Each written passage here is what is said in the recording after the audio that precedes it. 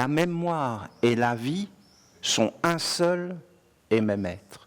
C'est un don de l'intelligence créatrice des mondes. L'intelligence créatrice des mondes, qui a fait tout apparaître, a donné ce don de la mémoire à tous les êtres. À l'intérieur de la mémoire, vous avez des écritures. Et quand on parle des génies, eh bien le génie, c'est ça. C'est d'arriver à parler avec ces êtres de la mémoire qui sont cachés derrière. Mais ils sont partout. Et quand tu arrives vraiment à parler avec le génie, à avoir le génie, c'est parce que, eh bien, tu es en accord avec quelque chose qui est universel, qui est imprimé, qui est écrit depuis très très longtemps. Vous avez des couches de mémoire. Vous avez des endroits où il ne faut pas aller. Parce qu'en réalité, c'est comme des résidus. Et si tu entres dans ces mondes, eh bien, c'est comme quelque chose qui va s'inscrire. Et si tu commences à prendre conscience de la mémoire, tu vas trouver la vie. Je vous parle de cela parce que le sel que nous a donné notre Père Uriel, c'est la mémoire. Et quand dans la Torah, il est parlé d'une alliance de sel, d'une alliance éternelle du sel, ça veut dire une alliance qui va vivre à travers les générations comme une mémoire vivante qui va se transmettre et qui va continuer à vivre dans ce monde des humains. Parce que nous, les humains, nous avons cette qualité totalement incroyable de pouvoir agir sur la mémoire, d'engendrer des actes et d'écrire et de générer des mémoires. Nous générons des mémoires. Nous vivons dans un monde beaucoup plus grand que le monde physique. Ce sel, il est avec les 4 fondamentaux.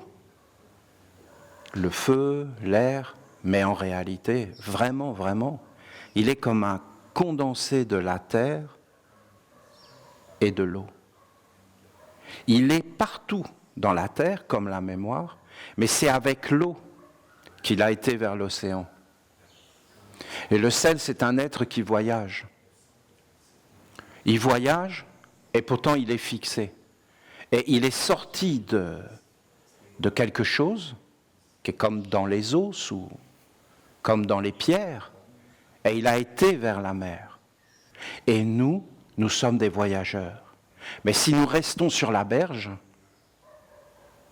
nous n'allons pas vivre les mêmes choses que si, en fin de compte, nous entrons dans le courant. Lao Tse, il dit qu'il faut entrer dans le courant. Il faut trouver la voie, c'est-à-dire la rivière.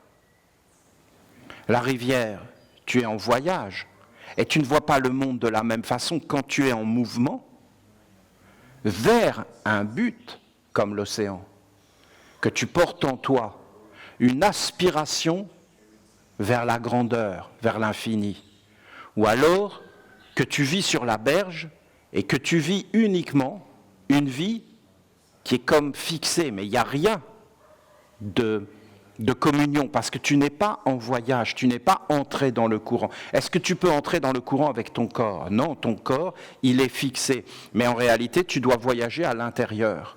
Et à l'intérieur, tu dois être en mouvement et voyager vers un océan. Et l'océan, bien sûr, c'est évident, c'est Dieu, c'est la grandeur.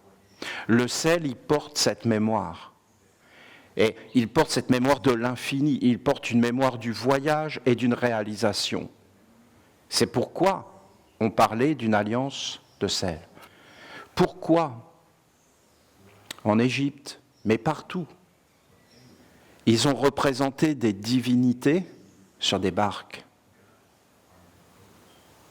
Pourquoi ? Parce qu'ils voulaient parler de ces êtres qui vivaient sur l'eau. Et qu'en réalité, quand tu es dans l'eau, tu es dans l'observation et tu es dans l'éveil, mais tu n'es pas réellement sur la terre. Tu ne vis pas réellement sur la terre. Jésus lui-même, il enseignait dans des barques. La Vierge Marie, elle enseignait dans des barques. La grande Isis, elle se mettait dans une barque pour donner des enseignements. Et il y a des légendes qui racontent qu'il y avait des femmes qui venaient en Méditerranée sur des barques et que c'était des divinités, parce qu'ils venaient avec des bateaux et ils enseignaient, et ils ne descendaient pas du bateau, ils restaient sur l'eau.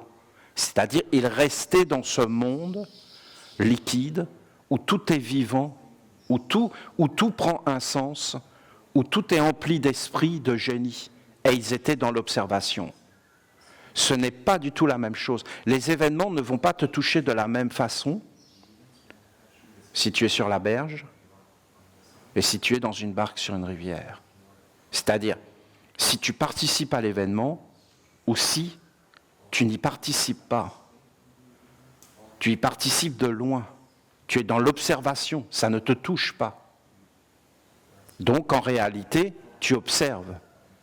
Tu observes les choses. C'est ça le sel. Le sel, il éveille cette observation de fixité de tout ce qui arrive dans une vie. Si vous ne maîtrisez pas les racines de votre être, le calme, la sérénité, vous ne connaîtrez jamais la liberté de cheminer et de croître vers un autre monde. Voilà, il parle du voyage, ce que je vous ai dit, le voyage. C'est-à-dire de lâcher la berge, de lâcher le côté physique et de commencer à entrer à l'intérieur et bien sûr de se transformer, hein, ça c'est évident. Parce que voyager, c'est se transformer. Et c'est partir à la découverte de ce qui n'a pas de limite. Donc vous imaginez, il y a le temps, mais tu es en mouvement.